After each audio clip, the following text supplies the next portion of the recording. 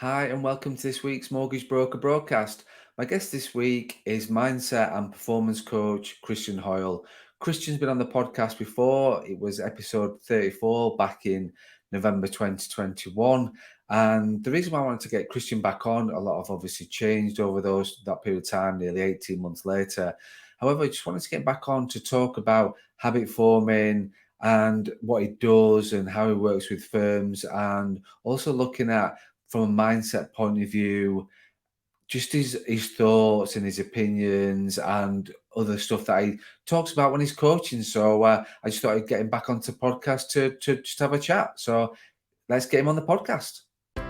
You're listening to the Mortgage Broker broadcast with me, Craig Skelton, the podcast which helps mortgage brokers at all stages of their mortgage broking career. So welcome back onto the podcast, Christian. How are you? Amazing, mate. Yeah, really chuffed to come back. Someone was asking me about back on it. I was looking back, thinking, when was it you was on the first time? Which only seems like 2 minutes ago. It was November 21. I looked before. I thought the exact same. It's mad that thinking about how much time has flown. I know we've sort of seen each other during that time, but you think about the first. I can't believe the podcast's been going that long. Never mind, it was when you came on it, and I think yours was episode 34. So yeah, it's been a while. What am I going to be now? What's the episode now? 93. This will be about 96, 97. Nice. So, excellent. Getting there. Big 100. I don't know what I'm going to do. I just only realised the other day that I'm coming up to record the big 100, because I normally record like a couple of weeks in advance. So I'm thinking, I need to plan this out and think about what I'm going to do for the big 100, but we'll see. But the main thing is, mate, you're back on the podcast. So that's the most important bit right now. So how are you doing? Good. Really good. Yeah, I'm just... I'm in Wilmslow. I've been working at a business in Wilmslow, so I'm in one of their little pods. It's one of them places where everything is happening. You're in a place where things are happening. It just makes you... You're pumped with it. Everyone around you is just making things happen, and you just feel the energy. I think that is really important. Your environment that you place yourself in anything is really important. So when you come to an environment like this, it just feels productive.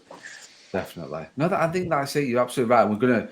We will do some introductions first of all. So because I knew this was going to happen. We said no agenda, no, we're just going to chat. We're straight into the podcast. I knew that. So first of all, Christian Hoyle, do you want to explain who you are and what you do?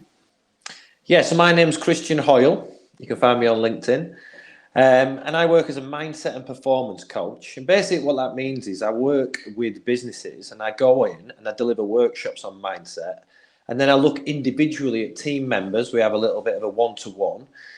And basically what I do is I try and find little things of improvements they can make, maybe in the way they think, the way that they act, habits they've got, the way they go about their life, making little tiny improvements so that when I come back in 2 weeks, them improvements they've felt, they've absorbed them in their life, and then they sort of like an end goal of where they want to be. We just break it down into steps, and these little improvements get them there. We don't do monumental big changes because they're like the January dieters, just totally doesn't work. Little tweaks in their behaviour, habits, and the way they think in order to get where they want to be further down the line. So I do that because I'm obsessed about mindset. I think let's just go straight into this podcast because I'm so excited to get you back on. But then one thing that you sort of talked about there, I like obviously connected with you on various social media platforms. I see what you're doing. I see like the stuff you're doing with that business, stuff like that. But just something you sort of said on there about what did you say? The January diet? Is that something? Yeah, the yo-yo. What do you mean by that? Well, I know you exercise and I exercise, and for me, it's one of the most important things that makes me perform, makes me pump, makes me feel good. It's not just about my body, although you do get the body from it. It's about how my mind, the discipline, everything works. So I'm used to it. I've turned it into an habitual habit. I don't have to worry about doing it. I just do it naturally. I have different things. Whereas people come into the gym in January, and I'll give you exactly what they do. And funny enough, this year there hasn't been as many, but I'll see my mate. Let's call him Mike. I go, Mike, how's it going? He'll go, yeah, mate, I'm banging into it now. I'm gym 6 times a week. I'm doing a calorie diet, 1,500 calories a day. I don't eat chocolate. I'm off the booze. I'm not going out anymore. And at night, I'm doing some additional classes. And I look at Mike and I think, oh, great, Mike. He's not going to last more than 2 weeks because he's made unrealistic changes to his life. And it's like such drastic changes. Unless you've got the mindset of an absolute elitist, which Mike clearly hasn't, because he's never been to the gym in the whole time I've known him, and he's always been one of them, oh, don't do it. You sort of set unrealistic expectations for yourself, and then when you fail, you just give in. So you've almost lost it there, and it's about making... People don't make drastic changes. I call them yo-yoers, and whatever it is, whatever it may be, they'll yo-yo because they'll just come back to where they started in the first place. But what we want to do is create habits in how we think, habits in behaviours that we do, habits in actions, make them habits and make them long-term so they last forever. Then you get the long-term effects of them. Absolutely. And I think that's it. Like I did a video not so long ago on a podcast about, because I hate the New Year's resolution kind of regime. Like you say, you talked about yo-yo there, which is absolutely, everybody's visualizing the yo-yo thinking, I know exactly what you're talking about. Because it's about, like you say, I'm not a believer of this new year, new you, new me, and all this bull. It's just not right. It's just about having the right habits day in, day out, week in, week out, structuring your days, structuring your weeks to make sure that the habits happen. So like you say about, like I have cold shower every single day. Like I've done that now for over a year. Like, do you have a warm shower first, or do you go? Yeah, I do as well. Yeah, warm shower first, absolutely. And so warm shower. But the thing is with that, it happens every single. There's not. It feels abnormal not to have it. So, for example, I've had probably heard it on a few podcasts and a few videos I've done where I've had flu, I've had COVID, I've had and so then it is that cold shower was. There was just a couple of days where I just couldn't do it. Felt like there was just no way I would turn in that tap. But it felt abnormal to get to the end of the shower and not turn because I've got my watch, so I set a timer. So before I get in, and this is habits, isn't it? It's just the same talking about. Before I make sure I've got my watch on, my phone, my watch is ready to set the timer. The timer is set for 2 minutes and 5 seconds. Because then I know that I will take at least 2 minutes in the cold shower because it takes 5 minutes from to go from warm to 5 seconds. Sorry, warm to cold. But I set my time before I go in, get into the shower, normal shower, do whatever you need to do, and then at the end of it, turn the dial, set the watch going, and then have that euphoria, shall we say? Yeah, well, totally back in the game. Brings you back into the present moment for definite. Yeah, 100%. I've got a few like mine. Like I don't do it every day because sometimes I'm in a bit of a rush. Do you know, like I'm rushing to get the shit. I've got a train to catch or something like that. But I'll always use it if I've ever had a day the day before where I'm resetting myself. I woke up the next day thinking I start again now. Because you're always going to have moments where you don't love the day. You'd be lying to yourself if you're always going to be happy or always going to be in a good place. That's not what mindset is. Mindset's being realistic with yourself and recharging and rebooting when it happens. So I've got one. So I live opposite Kendal Castle and I love it. And I'm the same. Yours is turn the shower on. Mine's habitual because I do it all the time, but it's not like you described. But I have one when I take my dog walk around the castle. I run up it every day. I don't think about it. I just get to a point. It's like 1 minute 40 and I'm at max. I mean, my heart rate when I get to the top, I can't go any further because you can always run faster. So when I get there, I'm full. And that's the first thing in the morning I found for me, even in bad times, which happen, I consistently keep that. That's the process. I keep the process up and I'll always feel the rewards. Does it always make me feel good? No, it doesn't. Sometimes it makes me feel terrible. But I always achieve it. And when I'm walking back down, I'm out of breath. I feel like that's the beginning of it for me.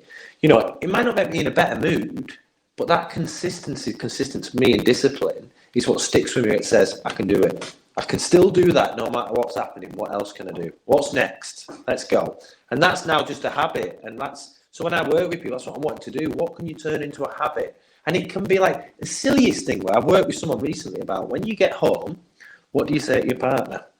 And he says, what do you mean? Well, I said, when you get in, what do you say? And he'll go, well, sometimes I'm just like, I need a bit of time on my own. Or I need to do this. I goes, well, what about starting this habit? Every time you get in, it's not about your day. You say, hi, how are you doing? How was your day? And you do it every day. And 2 weeks later, I came back and said, how is it going at home? And he went, that weird little thing is actually made us a little bit stronger. because you're caring about someone else rather than bringing in your energy of good or bad from out of it. This is what life's about, the home. You know, work's great, but your home's your home. And I think that when you change the balance on it, nothing but good comes, because that's a habit of thought. People that habit of thought are to be negative or to be miserable. I heard a podcast this morning, which was brilliant, that said a way to stop yourself a negative thinker is when they say of everything, describe something, oh, yeah, this bad thing's happening. But at the end of it, they have to say a positive where they go, but it's also really sunshiny as well. So they add in, and that becomes a habit. And they train themselves to not always talk in a negative way, but to always finish on something that enlightens and brightens. It's crazy little things, but we've got to do them. But the things like those sorts of things are just, like you said, crazy little things, but they're not these big monumental New Year, January diets and all the rest of it. It's just, and they're just forming habits. That's all. You don't need these. I think because of the world we're in, everything's, oh, you need to have monumental goals. If you're not doing this, you've got to do this. You've got to, like, do you know, everything's sort of like bigger, better, and the rest of it. Whereas you can never underestimate the little changes, because then they will become big things. If you just doing that and then doing something else, and then just those little changes, habits, are monumental. Like for that guy going home, like I say, home life is so important. It is like the reason why we're here. And like I say, it's sometimes hard to get, especially when people are working from home and they're just walking downstairs from one of the bedrooms where they're working nowadays, or whatever they're doing. But it's just, I think people just miss the point that it's just those small things every single day, rather than you waking up like you thinking, oh, I'm going to run up this hill, I'm going to run up it, and by the time you think about it, thought about it, told yourself why you're not going to do it, and all the day your brain's thinking, this is going to be painful, so I don't want to do this. You'll be at the top going, oh, I should have run up there, but I am today, kind of thing. Whereas for you, like now, it's just a case of get to a certain point, I'm running. I'm running. I do think about it 3/4 of the way up, because that's the hard bit. So it's no pain at all. It's like, yeah. Then it just goes, and I feel it. So I think about it for about 30 seconds, but I'm never quitting. Ever. Never, ever. And that's the difference. I'm not quitting. And that's it. You need to have that persistence, because because it's the norm. Even though you're worried about it, even though you're thinking about it, like I say, it's not painful, and you're aware of it.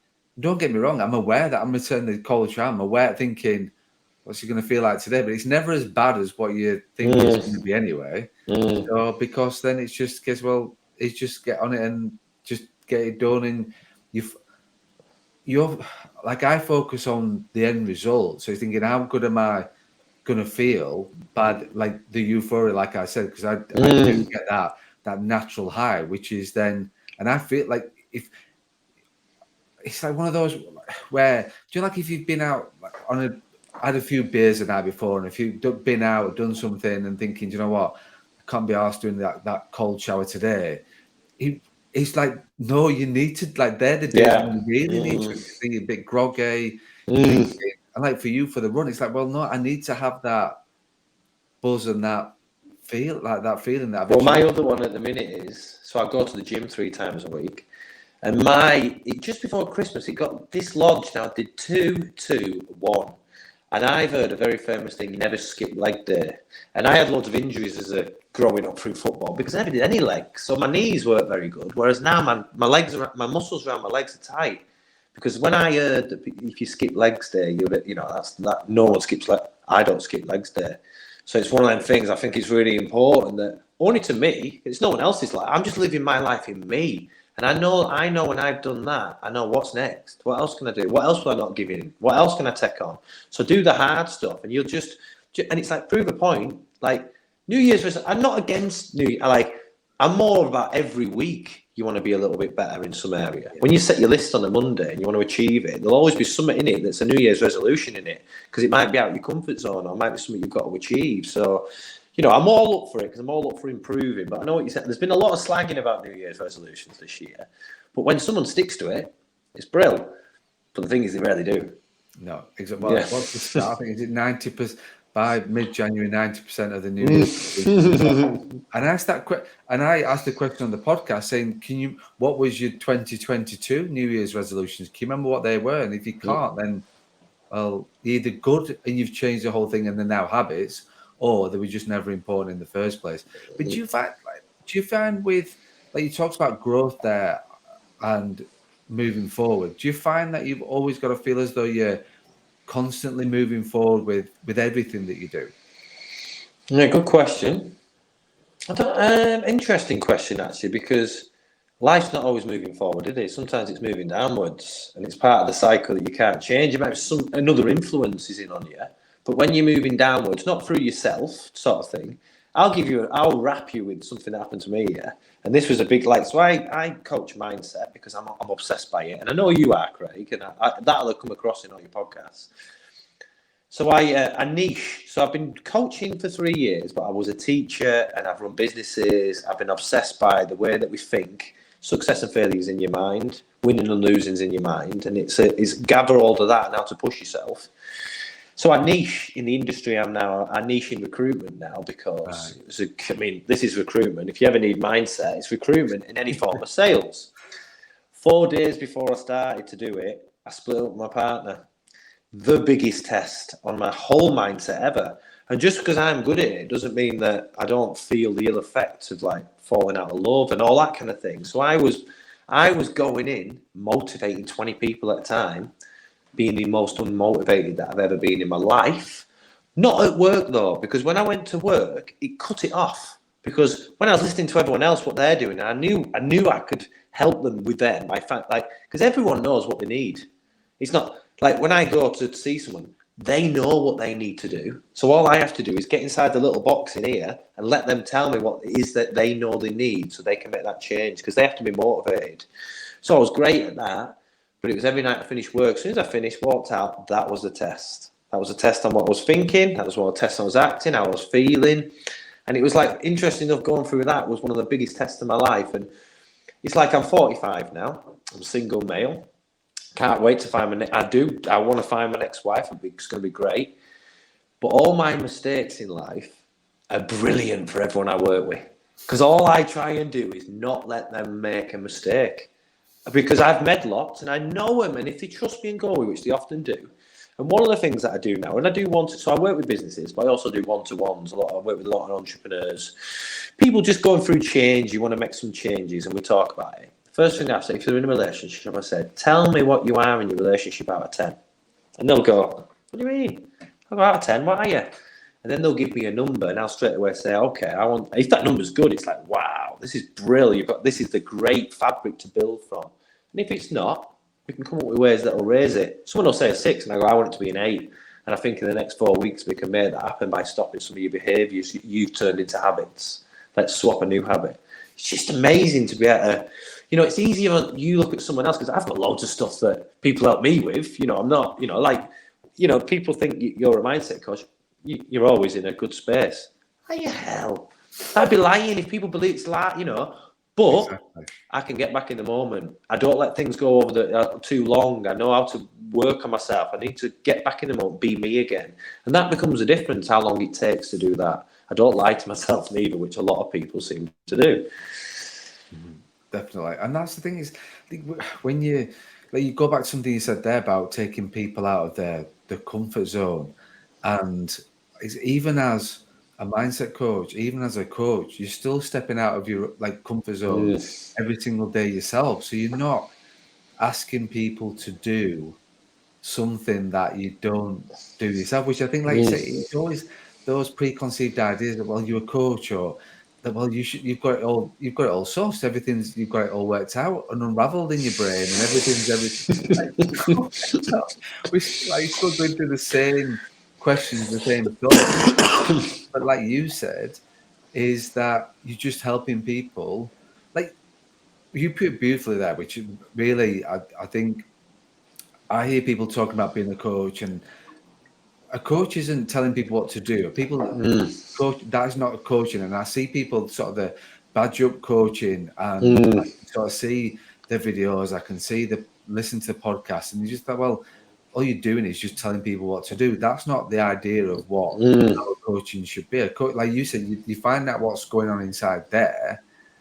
Obviously, a lot of the time is they've got that inside. They know it's inside. They're just working with a coach to then make them accountable, but then bring it out into the open and bring it out to them. It's okay to talk about it with your coach. It's okay to discuss it because it's in a comfortable environment. But guess what? We're going to help you achieve what you already know you want to achieve. I think one thing I do, which I think is a winner for me, I'm just honest. I'm not. Do you know what? When I was growing up, we were, I'm from no farmer place. I'm a bit of deprivation. I'm from deprivation, and we grew up, and it was challenging and difficult. And I just think that people, when you go through life and you learn these skills that you pick up, like from things that have happened to you. Do you know what I mean? You sort of like, if you've been through adversity, I almost feel like you've seen the other side. So when you know what the other side is, you think, I don't want to be on that side anymore, and I'll do everything inside myself not to be there. And you're aware of it, sort of thing. The interesting thing, I totally lost my train of thought there where I was going. it was good in terms of what you were talking about. Absolutely, that's just all age, and I'm a lot older than you. So, do you find that? And this is not relevant to losing your chain of thought, but like I've been reading because I read quite a lot, and it's normally a book and I've read lots of books, and I never share. Like, I get a bit of feedback saying, "Why don't you share and talk about the books that you've read?" Because I learn a lot, and they talk about investing in yourself and stuff like that. But I think you get to a certain point in your life and a certain age, and like you say, you're talking about there were things you were talking about things like the deprivation, things that have happened to then that it keeps it relevant in terms of because you've seen the other side and what the other side looks like, and you don't want to go back there. But do you think, with regards to age and where you're at, do you think that sort of that happens anyway? Because I think my point is I've read 5 a.m. Club. Read that recently. Just nearly finished it now. Didn't love that. Pardon? Didn't love it. Didn't love the audible. Didn't like the voice in the audible. I've lost it. I've lost where I'm going with that one. So the book, like, to be fair, I've got a few audibles and I can't. The problem is I listen to those in the car and my chain of thought I can't. I have to read a book and then take that on board. I've got my phone at the side of me to make any notes or takeaways from things I'm reading. I can't do that in the car, obviously, kind of thing. But that talks about you get to a certain point in your life and a certain age, and you'll do a right angle turn, and you'll go and then you'll figure it out. You know where you're going. You know what you're trying to achieve, but you look at it from a different angle because you're a different person at that point in your life than you was 20 years ago, 30 years ago, 15 years ago, whatever the case may be. So I know where my train was, but you just flicked it then. So what I was on about, I grew up with that. And then we were naughty. We were up to no good. If you come out of that background, it's quite difficult. We didn't have any social control at home. We could do, so I rebelled. It's part of my past. I grew up. One of the guys who I rebelled with, he was called Matt Goldtooth. That wasn't his name. That was our nickname to him. Clearly, I don't know if you can work it out, but he had a gold tooth. So anyway, Matt Goldtooth was just like us, exactly the same. It was mad. Me, Matt Goldtooth, and my best mate, we were all from out of area and moved to the Lake District when we were 12. Every one of us when we were 12. One was Birmingham, one was Hull, and I was Manchester. And we moved there. And so Matt Goldtooth then left us lot, and we messed up in where we live. He moved to London and really messed up. And he wrote a book called Wasted, and it was by Mark Johnson. If anyone's honest, the book is at the time my wife bought it because I knew him. What a book. And this is what I do in my coaching now from this book. I've never ever read absolute honesty in my life about really what he's as a person, what he thought, what he went through, what he did. His honesty to himself was like, I'd read it, I think, that happened to me, I'd never have said it. And I remember it made me feel things more. So now when I do the coaching, I'm just complete honest to a point. I will let anything out about me because I think if it's a mistake or something I learn or whatnot, let it not have to happen to them. Because there's some crazy stuff. It's so obvious. Oh, I thought that, and this is what happened to me. And I'll tell the story. And sometimes some of them are horrific. You know, I've had a great life as well, but there's been bits of not so great bits. And I love to save people from going in it. Do you know? I've just done it now with a company owner now because I had a business issue. I've saved him a lot of money in 3 years' time when they got a sale. But he's done a little bit of work now, and I made a mistake in that, so he doesn't have to. And it's like, it's almost like everyone I work with doesn't have to have any of my experiences that I've had. So it's only the ones that I've had. But yeah, I love to save people from that, and it makes them happier.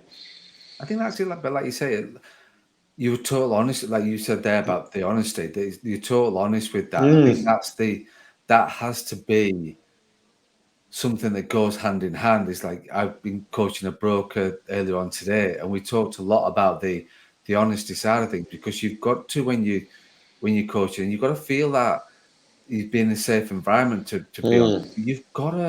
It's got to be warts and all. It has to be exactly how it is, what's going on inside, bringing it out in a comfortable, trusted environment, and then agreeing how it's going to move forward. But like you say, you're drawing on. You're not someone that's like, oh yeah, I've done that and this happened, like, and oh yeah, do you like what I would call a Tommy Topic? We always know those people where I've got a tenner, they've got 12 quid. Yeah, there's another name for them. Some at 10. I can't remember what it is, but it sums it up in one thing. I can't think what it is. Someone, probably a listener will know it. Tommy Toppets are the thing that I've always Tommy Toppet is similar to that. Yeah, I like it. Yeah. But that's it. Like, and that's not what you don't do that when you're coaching your firms. You are drawing on those experiences and those values and the things you've learned on the back of that as you do, and you are brutally honest. Like, I watched one of your videos on YouTube where you was totally honest about what you went through at a certain time when you built your business up and you were selling it and things like, and it was sort of like, wow. Honestly, mate, it was I was just glued to there was no chance I wasn't watching it to the end to then look to sort of to listen to you. Very open. My point was, it was very honest, and that's what, there was no flowering it up, there was no buttering up. You were just brutally honest, and that's what you're like as a coach with your clients. Is they're honest with you, and you are honest with them, and it has to be has to be how it works. Well, when people start being like, if you show honesty to a point where they're looking at you like, because at the end of the day, I've had loads of successes, but I often talk about my failures because that's where success comes from realizing about them. So when I tell them that, they're a little bit, oh, he's telling me that, I want to say out. Then they're willing to let theirs out, because I want them to know, when especially in a group, when I do it in a group, I can see faces thinking, I've done that. I've never said, and it was like me reading that book, because he, from the similar background, I was like, I'd never say that. But that vulnerability that you give lets people let you in.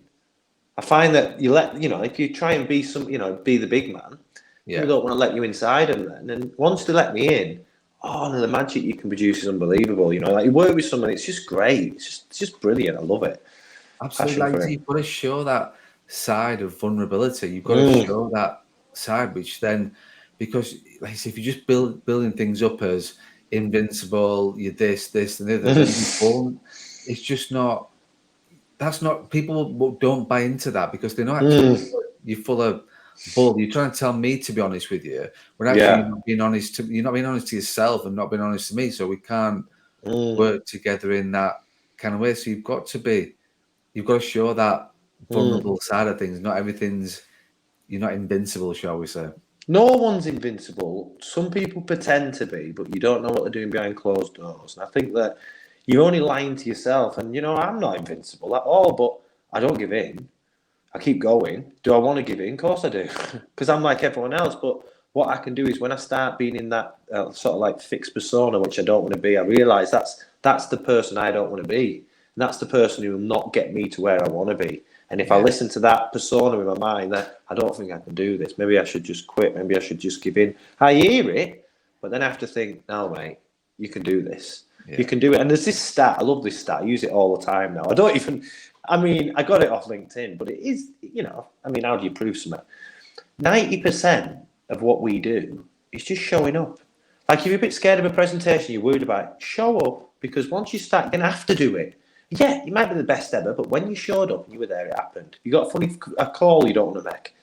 Turn it up, set the dial, because once you go, you'll feel that 10%. You just got to show up, and that's the difference. That you just got to show up. Like now I'm in Wilmslow in some, I don't even know what it is. It's like a little box thing kind of thing. But we had this arranged, and I genuinely do, Craig. You've got a good way with people. Like, I don't think I've got to take notes to my other one because it's specific. But you just flow so well. I enjoy it. It's good listening. I can imagine you've got a lot of good listeners who listen in a lot. Yeah, it's really cool.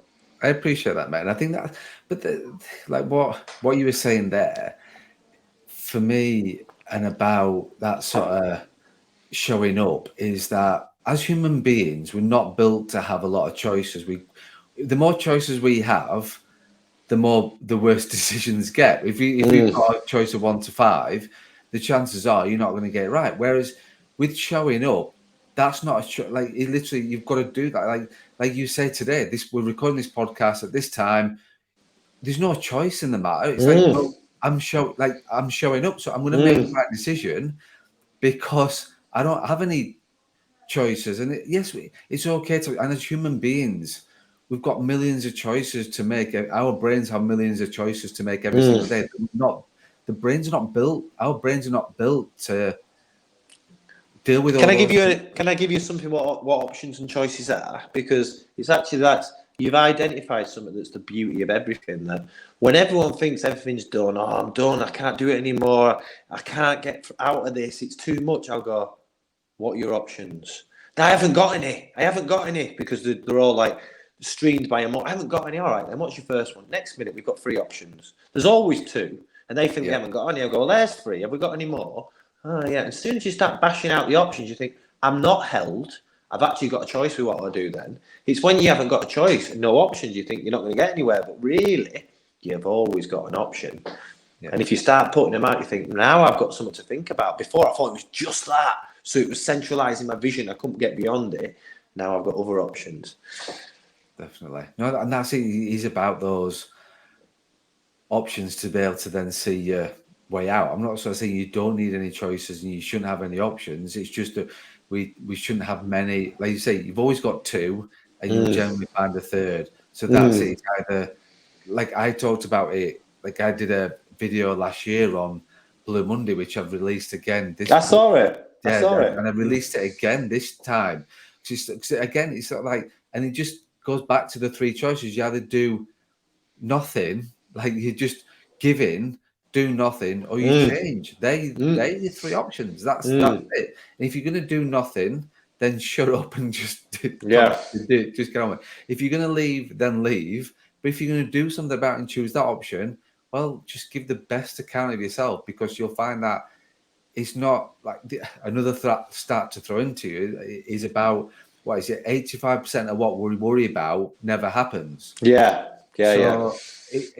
it's like from a mindset point of view, like you said before, pick up the phone, get and do that presentation. It's like and I talk about with brokers, is that if you get a lead coming through and you've never spoken, it's a cold lead, you can spend more time worrying about it, thinking what they're going to say, overthinking what they might say or might not say, rather than just picking the phone and going, do you know what?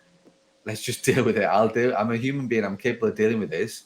And the worst will never happen, because you just reminded me. I've just spoke about something before, right? And you'll know, like anyone probably above the age of, don't know, about 37 will know this. And I use this specific number that made. Yeah, all right. I know it's specific, but you'll know it as soon as I say it. But it's like, so I work with a lot of sales. I go in the sales, and they're on about picking the phone up, and I say it's about showing up. And I give my example. When I was a kid, in order to get a girlfriend, you had to go to the payphone and ring their house number. And so you'd put the number in, you get to the payphone, put the 10p in, ring the number. And sometimes you bottle it and you just put the phone back. But you'd always think, I've come here. I didn't know that was mindset then, but my mindset for that was always good because I wanted the end game. So I remember being in the football. I could put it down 10 times, but in the end, I'd met that call. And sometimes you didn't know him. It'd be, mum or dad answers, "Hi, would it be possible to speak to Claire, please? Who is it, Christian?" And they shout, "It's Christian on the phone." And then you go, "Hi, Claire, we don't know each other. I go to this school." And and it was like, I mean, that was a different thing. I'm saying 37 because around that, but you didn't, what other option did you have? No, exactly. And that what's the worst can happen? Like as a whole, They say no. They said no a lot. They said no a lot. I'll tell you right now. I know, but you got a few yeses, which you want to pick. If you hadn't picked up the phone, you would have got those yeses. Exactly. And But then some people live their life by being too scared of a no. Do you know what a no is? It's like failure's feedback. That's my new thing. I love that, failure's feedback. It's hard to see at the time, failure's feedback. But I always think if she said no, that's because that wasn't meant for me. Whatever goes on was meant next, like that. It isn't a failure. The failure would be not making the call. That's a massive failure. I meet loads of people who were like, they're a nice guy or girl. And I think, God, I had it the other day. I said, you know what? Someone I was coaching at someone, I said, you know what, Dan? What annoys me about this? Your confidence is spoiling the life of some girl who would love you for your energy, enthusiasm, and niceness. Because I love being around you, but obviously as a a heterosexual man, I'm not looking at that. But I'd like more time, and someone's missing out on you, but he doesn't know it. There is someone in them energies because he's too scared to get a no. And is that down to is that just the way they bill? Is that something that they can't get over that rejection? Is it just they say is that because I see that a lot in terms of having that the way to think, well, it's just what is the worst kind of if they it's slightly different when it's a girl, because obviously that is personally against you kind of thing. If you're picking up the phone to talk about something as a business, as a sales proposition, and you get a rejection, it's not a rejection against you. It's against the product, what you're offering, or it's what you're offering that the reject. It's not you personally. It is when you're spending 10p stood in the rainy phone box ringing then that is against you.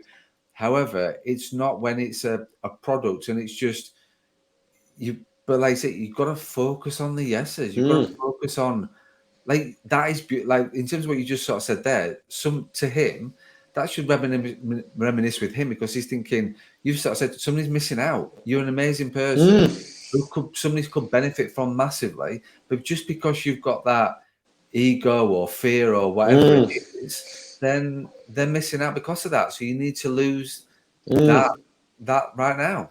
Well, here's another fun. This guy's called Dan, right? I don't want to say what, but he's one of them people you love. His energy.